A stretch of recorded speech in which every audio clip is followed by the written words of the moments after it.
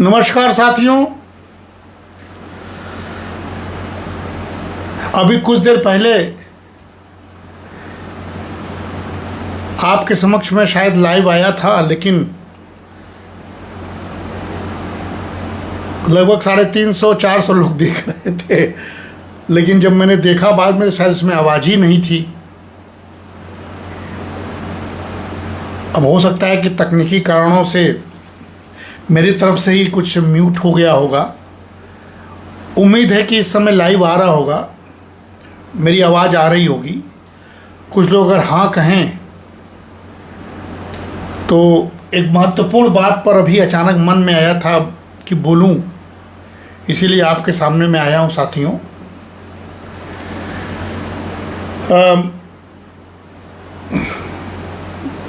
लगभग आधा घंटा बोला था कुछ देर पहले, चूँकि उसको मैंने हटा दिया है फेसबुक से।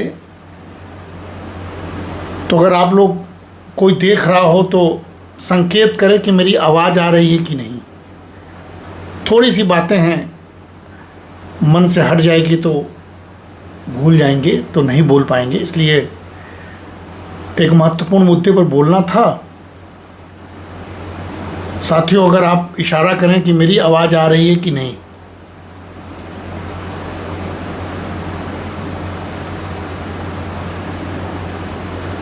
मेरी आवाज़ आ रही है?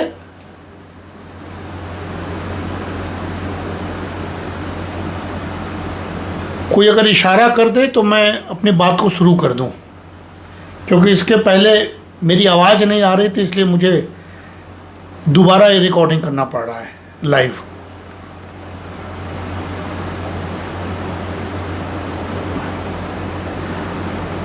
कोई अगर देख रहा हो तो मुझे बस बता दे कि मेरी आवाज़ आ रही है, कमेंट बॉक्स में लिख के।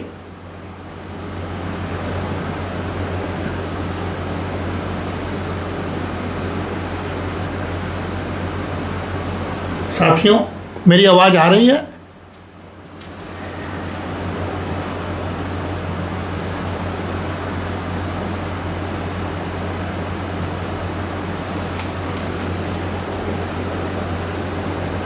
पतंजलि जी, मेरी आवाज़ आ रही है? कृपया बोल दीजिए। तो मैं कुछ बात यार ईरान और इजराइल युद्ध पर बोलना चाहता था, प्रभाव के बारे में। बता दीजिए मेरी आवाज़ आ रही है तो मैं आगे बढ़ूं।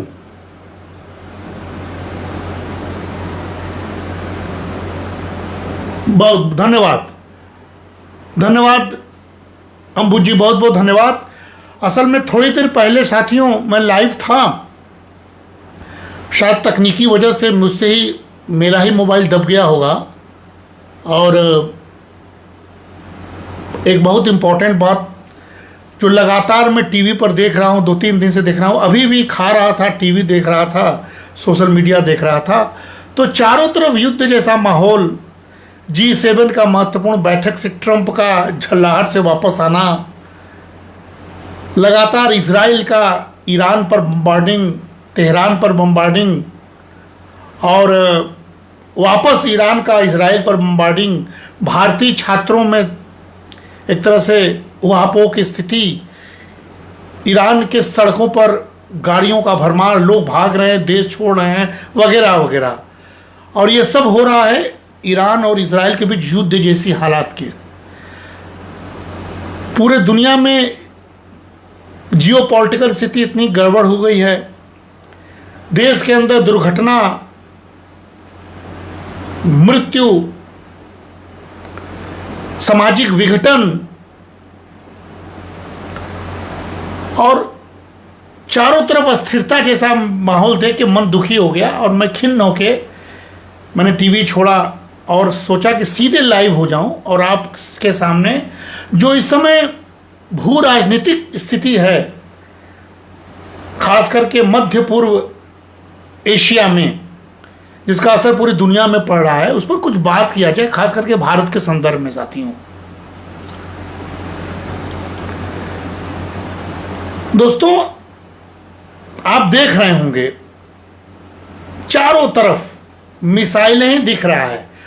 जब ऑपरेशन सिंदूर हुआ था भारत की तरफ से पाकिस्तान को तो हम लोगों ने कितने टारगेटेड लक्ष्य की प्राप्ति की थी। बाद में बहुत सारी आलोचना हुई थी कि युद्ध क्यों नहीं हो गया, वॉर क्यों नहीं हो गया, लेकिन हमारा टारगेट वही था, हमने उसको पूरा किया, वापस आ गए। लेकिन आप देख रहे हैं इजराइल और ईरान, इजराइल के बारे में सभी लोग जानते हैं कि वो ऐसा देश है जिसकी जनता आत्मसम्मान और स्वाभिमानी, लड़ाकू और अपने अस्तित्व की रक्षा के लिए सर्वस्व निछावर करने वाली है। और दूसरी तरफ ईरान, जहां के एक तानाशाह बैठा हुआ है, वहां पर परमाणु हथियार न बने, चाहे जो वजह हो, लेकिन पाश्चात्य देशों को लगता है कि विश्व में जो 9 परमाणु संपन्न देश हैं, कोई और परमाणु संपन्न देश न हो। और अगर ईरान हो जाता है तो आप जानते हैं कि पूरा मुस्लिम कंट्रीज की बात है, मुस्लिम और ईसाइयों के बीच का युद्ध लगातार हम लोग देखे हैं बहुत पहले भी, शायद वो खतरनाक मोड़ ले सकता है कि और पूरा दुनिया उस मुस्लिम परस्त देश में के हाथों में अगर परमाणु हथियार आ जाएगा तो शायद वो अपने आप को खतरे में मान रहे हैं। देखिए, ये भय है पाश्चात्य देश का। और यही हाल जब भारत कहता है कि पाकिस्तान एक परमाणु संपन्न देश जरूर है लेकिन खुरापाती है, आतंकवादी है, हम उसको जब ठिकाने लगा रहे हैं तो यही पाश्चात्य मौन हो जाता है। देखिए कैसे ट्रंप G7 छोड़ के बिलबिलाते हुए वहां से कह रहे हैं कि जब तक वार नहीं रुकेगा, जब तक ईरान अपना जिद नहीं छोड़ेगा। अभी दोहरा चित्र दुनिया के सामने उजागर हो रहा है और उन विपक्षी नेताओं को भी जवाब है जो ट्रंप जैसे लोगों के जब बयान को सीरियसली लेते हुए हमारे देश की सरकार पर अटैक करते हैं। साथियों, मैं आज सिर्फ इसलिए आया हूं कि जो इजराइल ईरान युद्ध की आशंका है उससे भारत की ऊर्जा सुरक्षा और अर्थव्यवस्था पर क्या संभावित प्रभाव होगा, मैं इसलिए आया हूं और अपने देश के लिए आया हूं। आप जानते हैं साथियों कि मध्य पूर्व एशिया हमेशा से विश्व की भू राजनीतिक अस्थिरता का केंद्र रहा है, आज से नहीं, बहुत पहले से। और यदि इजराइल और ईरान जैसे क्षेत्रीय ताकतवर देशों के बीच सीधा युद्ध छिड़ता है, जैसा धमकी हो रहा है रोज रोज, तो साथियों उसके परिणाम सिर्फ उस क्षेत्र तक सीमित नहीं रहेगा, ये मानिए, बल्कि पूरी दुनिया की आर्थिक व्यवस्था को झकझोर देगा। मामला तेल का है साथियों, खास करके हमारा देश भारत, जो अपने ऊर्जा आवश्यकताओं का लगभग 85% आयात करता है। अगर ऐसा हुआ तो सीधा और गहरा असर, व्यापक असर हमारे देश पर पड़ेगा। इसीलिए भारत कूटनीतिक चालों से अपने को मौन रखा हुआ है और बहुत सतर्क होकर निगरानी कर रहा है। साथियों, इस संभावित युद्ध की पृष्ठभूमि, स्वरूप और उसके भारत पर बहुआयामी प्रभावों पर अगर हम विचार आज नहीं करेंगे तो हमसे भूल हो जाएगी। बहुत आवश्यक है क्योंकि भारत पर प्रभाव पड़ने जा रहा है। साथियों, इजराइल और ईरान के बीच आज से नहीं, वर्षों से एक शैडो वॉर जिसको बोलते हैं, छाया युद्ध, बहुत पहले से जारी है। आप सब जानते हैं, हम सब जानते हैं, हमेशा सुनते रहते हैं। जैसे आपको याद होगा, साइबर हमले, प्रॉक्सी युद्ध होता रहता है, सीमित हवाई हमले एक दूसरे पर करते रहते हैं, और जो क्षेत्रीय वर्चस्व की लड़ाई है यह हमेशा वहां पर बना रहता है। साथियों, यदि यह टकराव जो आज हो रहा है एक प्रत्यक्ष और बड़े सैन्य संघर्ष में बदलता है, जैसा कि धमकी मिल रहा है। ट्रंप भी जाकर वापस व्हाइट हाउस में यही बोलते हैं। नेतन्याहू ने तो ईरान के तनाशाह के खात्मे की बात कह दी है। उधर ईरान भी तिलमिलाकर इजराइल को हारा हुआ देश बता रहा है। अब दोनों ही परमाणु संपन्न हैं, लेकिन एक दूसरे को धमकी दे रहे हैं। अगर प्रत्यक्ष और बड़े सैन्य संघर्ष में यह बदलता है तो इसके बहुत बड़े आयाम में प्रभाव पड़ेगा। जैसे ईरान के परमाणु ठिकानों पर इजरायली हमला बढ़ेगा, शुरू हो चुका है, और दूसरी तरफ इजरायली शहरों पर मिसाइल वर्षा होगी ईरान की तरफ से, जो शुरू है। साथियों, होर्मुज और जल डमरू मध्य का अवरोध, जहां से विश्व के लगभग 20% तेल का आवागमन होता है, वो भी प्रभावित होगा। और साथ ही हिजबुल्लाह, आप जानते हो खतरनाक गिरोह है हिजबुल्लाह, वह हूती विद्रोहियों द्वारा खाड़ी देशों की तेल संरचनाओं पर हमले होंगे। ये सब आयाम है। इतना आसानी से वार कह देने से नहीं होगा। वार आसान नहीं होता है, और दो कंट्री जब लड़ते हैं तो उसका प्रभाव केवल उसी दो कंट्रीज में नहीं पड़ते हैं, विश्व पर पड़ता है। कौन सा देश किस चीज़ की आपूर्ति करता है, इस पर निर्भर होता है, और बहुआयामी प्रभाव है।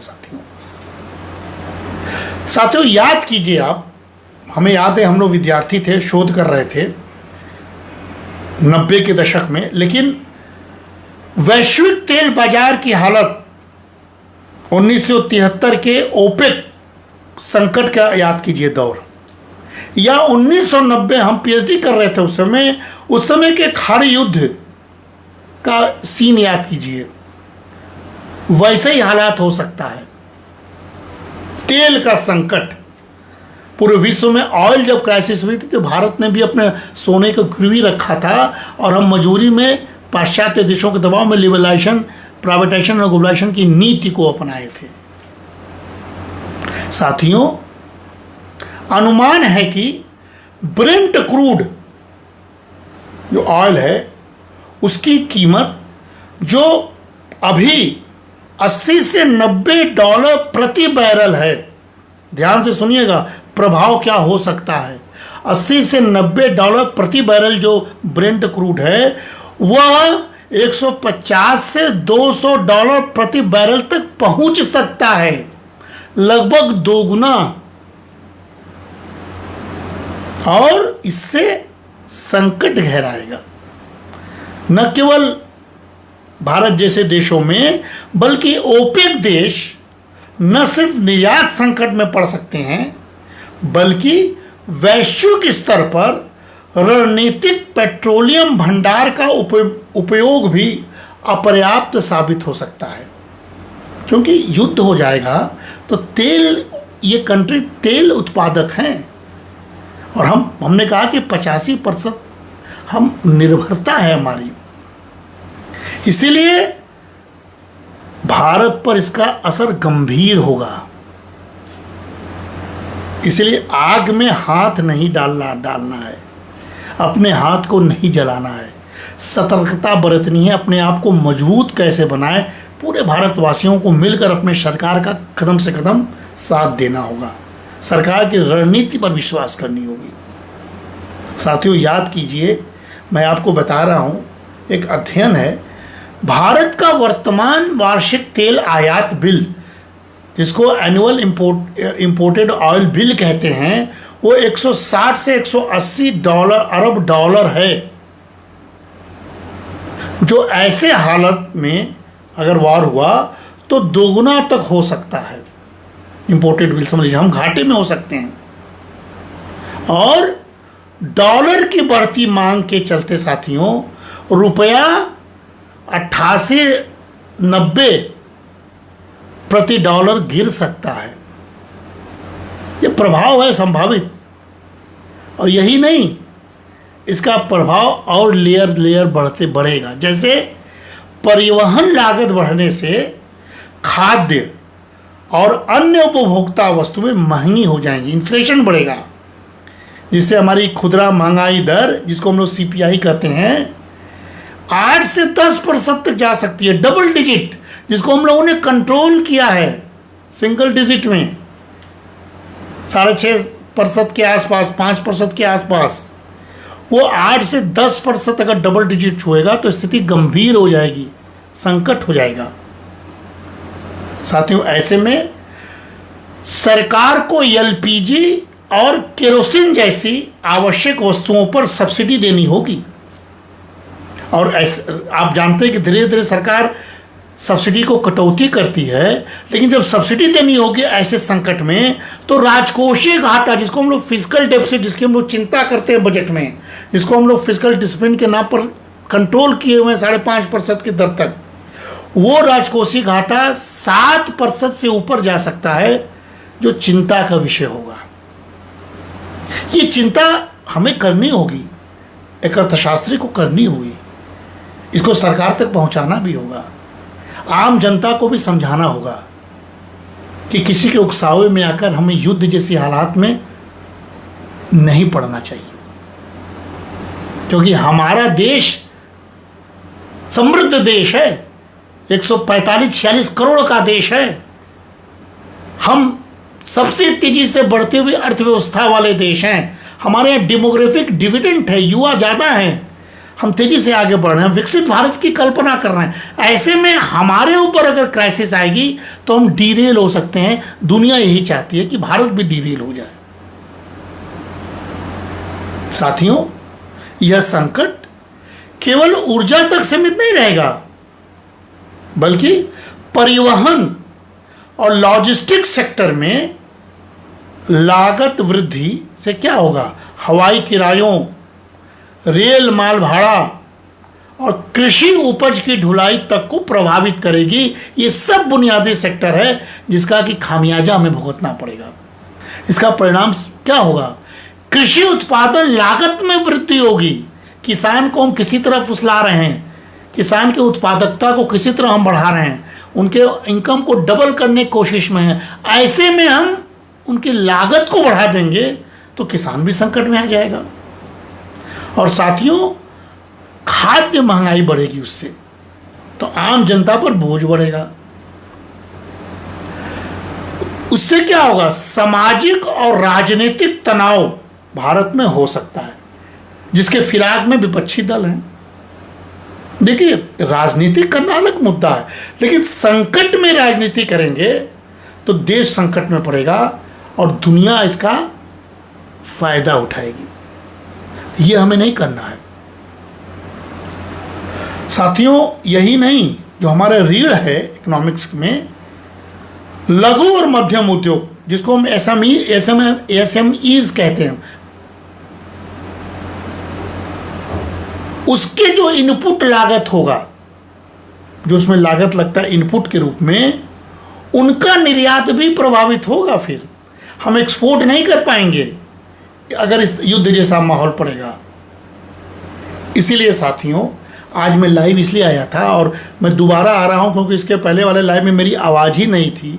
संकट मेरे अंदर भी आ गया था, तकनीक की वजह से मैं परेशान था, लेकिन मुझे लगा कि मैं जो बोल रहा हूँ मैं कल बोल पाऊंगा कि नहीं, आज बोल दूं, क्योंकि टालना नहीं चाहिए। किसी विचार को व्यक्त करने से पहले अच्छे विचार को या हित वाले विचार को या सार्थक विचार को टालना नहीं चाहिए।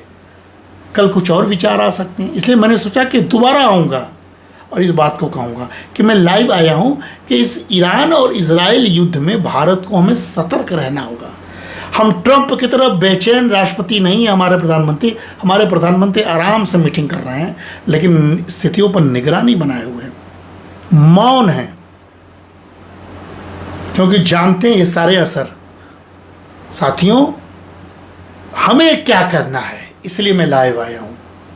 इस संकट से निपटने के लिए साथियों, भारत को कई स्तरों पर रणनीतिक तैयारी करनी होगी। ये मानना है कि हमारे देश में हमारे नेतृत्व और हमारे अधिकारी कर रहे होंगे। क्या करना होगा? सबसे पहले आज हमें संकल्प लेना होगा साथियों, तेल आपूर्ति स्रोतों का विविधीकरण आवश्यक है। इस समय विविधीकरण, डाइवर्सिटी, मतलब हम डिपेंडेंसी केवल ओपेक पर न करें, इस तरह के अरेबियन कंट्रीज पर न रहें, बल्कि रूस, ब्राज़ील, अमेरिका और गुयाना जैसे देशों से हम आयात को प्राथमिकता अब दे सकते हैं ऐसी स्थिति में। इसके साथ ही साथियों, घरेलू तेल खोज, मैं बार बार हम लोग कहते हैं, हमारे देश के प्रधानमंत्री भी कहते हैं अल्टरनेटिव यूज़ ऑफ एनर्जी, लेकिन घरेलू तेल खोज और उत्पादन को हमको बहुत तेज़ी से बढ़ाना होगा, उसको इन्वेंशन एक्सप्लोरेशन करना होगा। जैसे कि केजी बेसिन और असम के क्षेत्रों में युद्ध स्तर पर हमको तेल की खोज करनी होगी। एक जगह भी मिला भी है, ये हमारे लिए अवसर है साथियों। भारत के पास फिलहाल आज के डेट में लगभग 5.3 मिलियन मीट्रिक टन का रणनीतिक पेट्रोलियम भंडार है। इसलिए भारत बार बार कह रहा है कि घबराने की जरूरत नहीं है, हमारे पास रिजर्व है। लेकिन रिजर्व से संकट का सामना नहीं करना है, बल्कि रिजर्व के माध्यम से हमें आने वाले समय का नया रिजर्व खोजना होगा। फिलहाल लगभग 5.3 मिलियन मीट्रिक टन का हमारे पास रणनीतिक पेट्रोलियम भंडार है, जिसे हम आपातकालीन स्थिति में प्रयोग ला सकते हैं। ये बात तो सही है, हमें घबराना नहीं है। लेकिन ऐसे जैसे कोविड काल में हमने क्राइसिस में लाभ उठाया, विपदा में हमने अवसर खोजा, हमारे स्वास्थ्य सेवाएं ठीक हो गई, हमने वैक्सीन बना लिया, हमने अपने हेल्थ सेक्टर में बहुत क्रांतिकारी इजाद किया, बहुत कुछ हमने किया, हम आत्मनिर्भर बने। उसी तरह इस संकट में भी हमारे पास घबराने की जरूरत नहीं है, हमारे पास रिजर्व है। लेकिन दीर्घकालीन समाधान के लिए अब भारत को ऊर्जा संक्रमण यानी एनर्जी ट्रांजिशन को गति देनी होगी साथियों। ये मेरे माध्यम से ये मैं संदेश दे रहा हूं सरकार को। और इलेक्ट्रिक वाहनों, एथेनॉल मिश्रण पेट्रोल में, हमारा मित्र दयाशंकर है हिंदुस्तान पेट्रोलियम में, उस पर लगातार ये बात होती रहती है कि कितना % हम इथेनॉल को मिक्स करके अपने उत्पादकता को, अपने तेल के आपूर्ति को बढ़ावें। इलेक्ट्रिक वाहन, एथेनॉल मिश्रण और रूफटॉप सोलर, जो पूरे देश में एक मुहिम के रूप में सरकार चलाना चाह रही है, हमें जागरूक होना होगा। रूफटॉप सोलर योजनाओं को बढ़ावा देकर हम आयात पर हमारी निर्भरता घट सकती है। ये युद्ध के समय की बात बता रहे हैं हम। इसके अतिरिक्त साथियों, सार्वजनिक परिवहन पर जोर देना होगा, हमें अपनी तेल बचानी होगी। एक व्यक्ति एक कार, पर्यावरण का संकट भी है, तेल की खपत भी है, इससे बचना होगा। यानी सार्वजनिक परिवहन के आधुनिकीकरण और स्मार्ट शहरों की योजनाओं पर अब शिथिल नहीं बल्कि फोर्सफुली निवेश करना होगा, इंप्लीमेंट करना होगा। ऐसे संकट में ये हम अवसर का फायदा उठा सकते हैं साथियों। इस जियोपॉलिटिकल क्राइसिस में या भू राजनीतिक दृष्टिकोण से भारत को अपनी रणनीतिक तटस्थता बनाए रखते हुए ईरान, इजराइल, अमेरिका और अरब देशों के साथ संतुलित कूटनीतिक संबंध बनाए रखने होंगे।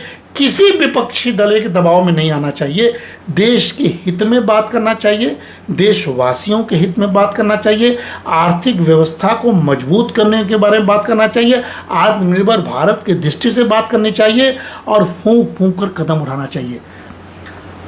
हम उतावले देश नहीं, हम जिम्मेदार देश हैं। इस समय ट्रंप भी गैर जिम्मेदाराना हरकत कर रहे हैं। ऑपरेशन सिंदूर में उनके गलत बयानी से इस देश में राजनीति का अवसर मिला है। भारत अपनी गंभीरता को बनाए रखते हुए ट्रंप जैसा बेचैन नेतृत्व नहीं हो सकता है। ये विपक्षी दलों को सोचना चाहिए। हमें राष्ट्रहित में एक होना है। ऐसी स्थिति में जो बात हो रही है वो भी राष्ट्रहित की बात है। हमें संतुलित कूटनीतिक संबंध बनाए रखने होंगे, किसी के चढ़ावे में नहीं आना होगा। और साथियों, एक बात और है, मध्यस्थता के लिए ओमान और यूएई जैसे देशों के माध्यम से भारत यानी हम ट्रैक टू कूटनीति की भूमिका निभा सकते हैं। हमारे पास अवसर है, हम पैरेलल हो सकते हैं अमेरिका की। हम ट्रैक टू तरीके से भी आगे बढ़ सकते हैं। ये हमारा अपना राजनीति, अपनी रणनीति है साथियों। और दूसरी तरफ साथियों, इंटरनल रूप से मैं बताना चाहता हूं आज कि आर्थिक स्तर पर जो रिजर्व बैंक ऑफ इंडिया जो हमारी है केंद्रीय बैंक, उसको विदेशी मुद्रा बाजार में हस्तक्षेप करना होगा। और हस्तक्षेप करके रुपया स्थिर रखने की अगर आवश्यकता होगी तो उसे करनी चाहिए। और दूसरी तरफ सरकार, हमारी सरकार को कमजोर वर्गों के लिए, जिस पर अभी हम कुछ दिन पहले बोले थे कि अंतर्राष्ट्रीय श्रम संगठन ने कितनी तारीफ की है, सरकार को कमजोर वर्गों के लिए लक्षित सब्सिडी, जो टारगेटेड सब्सिडी है, फोकस सब्सिडी और राजकोषीय प्रोत्साहन जो देने पड़ेंगे वो देने चाहिए। अगर संकट होगा तो इसको मेंटली रूप से प्रिपेयर रहना होगा हमें। लेकिन साथियों, कुल मिलाजुला के हम जो लाइव आए उसके पीछे मेरा एक सार्थक कारण है। हम लोग पॉजिटिव लोग हैं, हम घबराते नहीं हैं। संकट आने पर एक होते हैं और फिर आगे बढ़ते हैं। ये तो हमारे गीता का ज्ञान भी है। फल की चिंता नहीं करते, कर्म करना है, कर रहे हैं। इस संभावित संकट, इजराइल और ईरान के संभावित संकट से हमें सीख मिलती है कि भारत को दीर्घकालीन रूप से अपनी ऊर्जा स्वायत्तता, रणनीतिक भंडारण क्षमता और विदेश व आर्थिक नीतियों के समन्वय पर ध्यान देना होगा। यह संकट जो दिख रहा है टेलीविजन के माध्यम से, यदि वास्तविकता में बदलता है, अभी तो हमें लग रहा है कि शायद न बदले, लेकिन अगर वास्तविकता में बदलता है तो भारत के लिए एक अवसर भी हो सकता है अपने ऊर्जा क्षेत्र में आत्मनिर्भरता की दिशा में तेजी से कदम बढ़ाने का।